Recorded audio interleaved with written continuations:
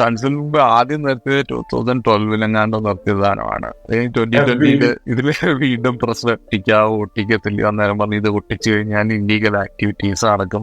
വണ്ടി ആക്സിഡന്റ് ആയി കഴിഞ്ഞാൽ പൊട്ടിച്ചു കഴിഞ്ഞാൽ അത് പൊട്ടി താഴെ വീഴത്തില്ല. അപ്പൊ കേരളത്തിൽ ഒഴികെ ബാക്കി എല്ലായിടത്തും സൺസിൽ പൊട്ടിക്കാത്ത വണ്ടിയുടെ പൊട്ടി താഴെ വീഴുന്നുണ്ടോ എന്ന് ചോദിച്ചു കഴിഞ്ഞാൽ ഒരു ഗ്രൗണ്ട്സ് ഇല്ലാത്ത കാര്യം. 22 വീണ്ടും വന്ന് ഈ ഹൈക്കോടതി അമെന്റ്മെന്റ് ഓൺ ലേസിംഗ് ഫിലിംസ് ഒട്ടിക്കാമെന്ന് പറഞ്ഞ് അന്ന് വീണ്ടും ആൾക്കാർ ഒട്ടിക്കാൻ തുടങ്ങി. വീണ്ടും ഫൈൻ അടിക്കാൻ തുടങ്ങി. ഇപ്പം റൂള് വന്നിട്ടുണ്ട്, സ്റ്റേ കൊടുത്തിട്ടുണ്ട്, ഒന്നുമില്ല.